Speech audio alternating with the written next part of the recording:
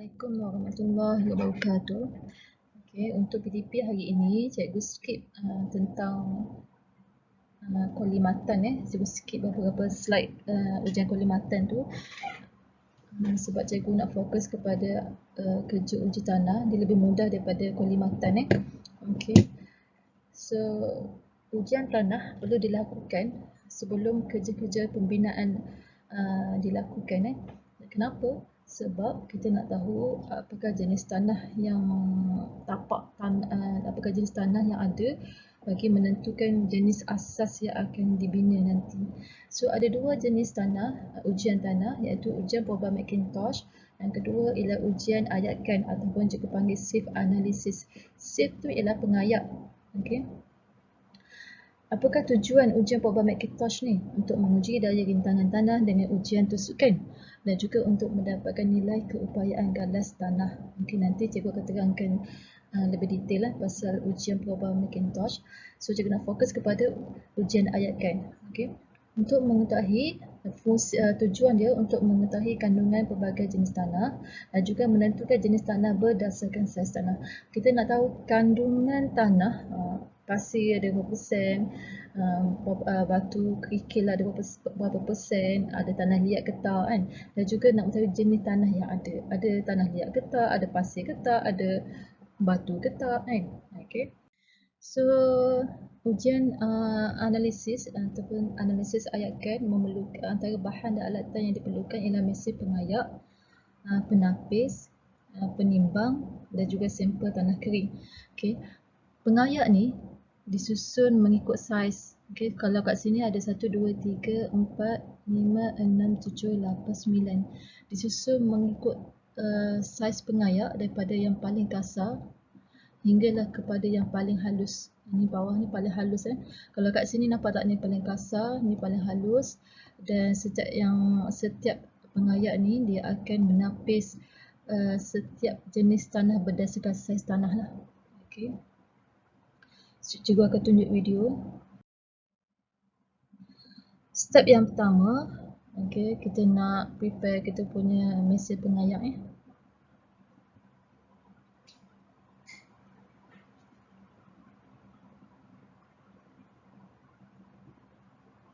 Okey. Yang ni cikgu cerita tadi, setiap penapis tu kita boleh buka. Kita boleh tanggalkan. Dan penapis paling atas tu ialah penapis yang paling kasar saiz dia. Dia punya lubang, setiap lubang dalam penapis tu. Okey. Dan ni yang paling bawah tu yang paling halus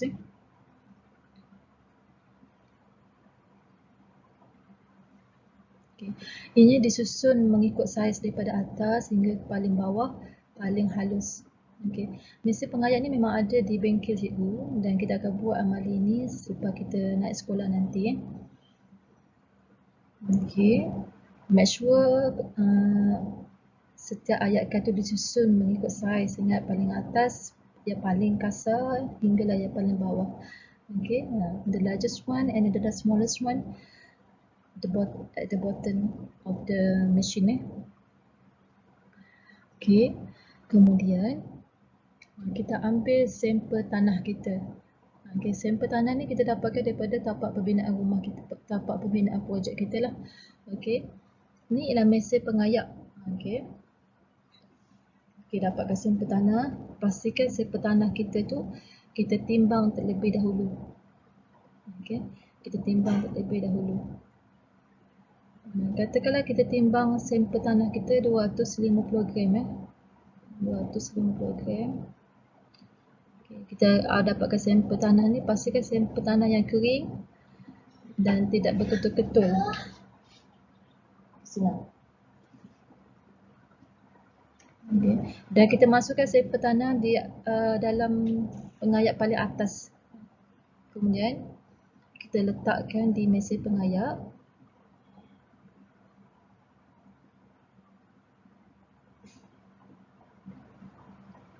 Okey. Nanti dia akan gegarkan, dia akan shake kita punya setiap pengayak ni Okey, on kan. Nampak tak dia gegar? Dia mengayak lah ni. Okay. Supaya yang atas tu dia akan jatuh-jatuh mengikut saiz setiap jenis tanah tu.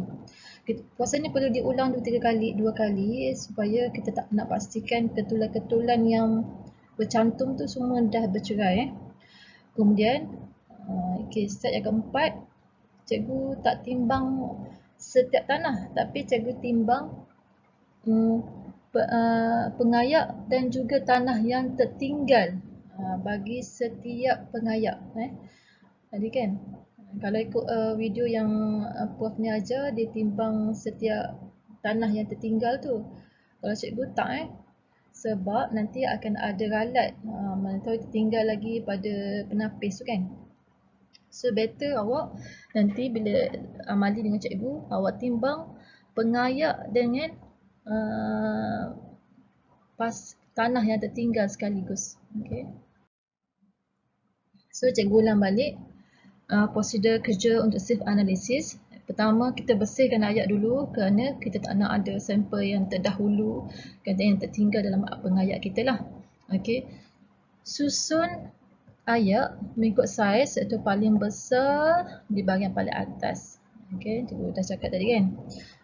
Gunakan ganding getah untuk mengetuk sampel tanah yang melekat menjadi ketulan yang kecil. Kalau dan pastikan sampel tanah kita tu kering sebab kalau dia basah dia susah nak jatuh. Dia akan melekat-lekat lah, susah kita nak tahu berapakah kandungan pasir, tanah liat semua tu. Kita ambil 250 gram sampel tanah untuk amali nanti. Kita ambil sampel tanah 250 gram dan masukkan sampel tanah ini ke dalam pengayak paling atas. Hidupkan mesin selama 5 minit. Okay. Lepas 5 minit kita buka, kita tengok sampel tanah kita ada tak lagi yang berketul. Kalau ada ketul, kita cuba relaikan dia, ketuk-ketuk dia. Dan kita ulang proses, kita on balik mesin kita. Kemudian kita akan timbang kuming yang tertinggal dalam setiap ayat dan kita catatkan. Timbang kuming ni bersama dengan ayat, bersama dengan pengayak. Dan buat analisis ayatkan dan kita plot graf untuk tentukan peratus dan jenis tanah dalam sampel tanah. Okey.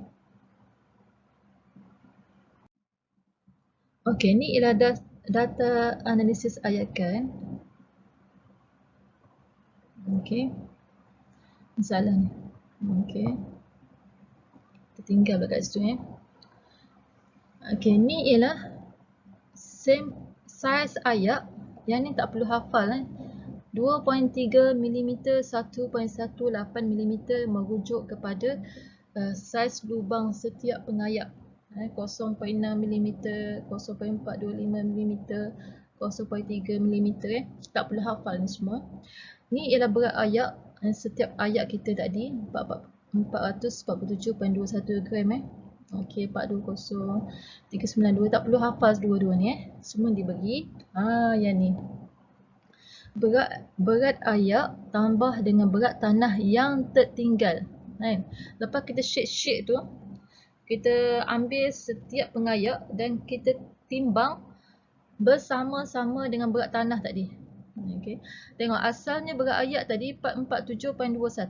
Bila kita timbang dengan berat tanah yang tertinggal dalam pengayak 456.81. So berapakah berat tanah yang tertahan? Kita tolak je lah.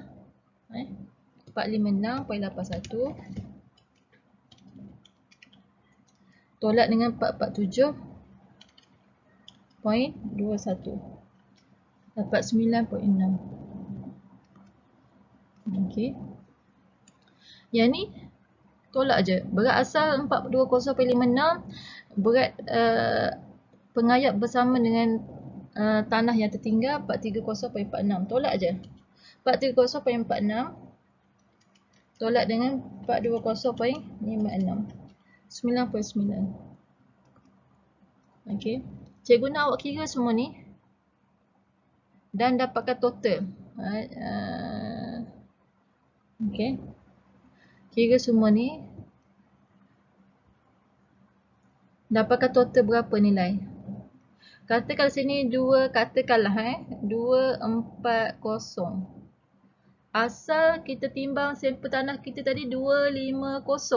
So bila last kita kira 240 bermaksud kita dah ralat 10 gram 240 ni ialah kita guna untuk mengira berat tanah yang melepasi ayak. Okey. Bayangkan pengayak pertama kita letak 250. Kan? 250 tak? Okey. Lepas kita timbang tinggal 9.6. Okey. Berapakah tanah yang jatuh ke pengayak yang seterusnya? So kita guna yang ni yang lebih tepat, bukan 250 ni. Okey, kita guna 240 ni kita tolak 9.6. Dapat berapa?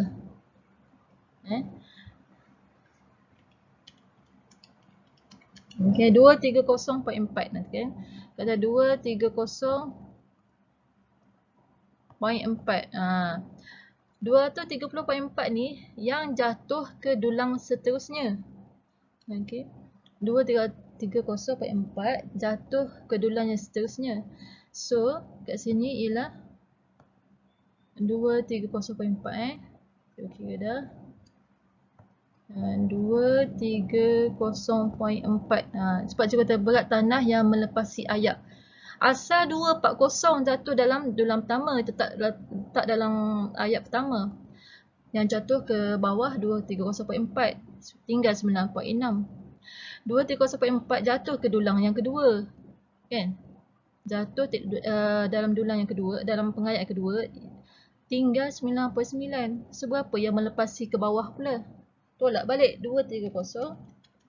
Tolak dengan 9.9. Dapat 220.5.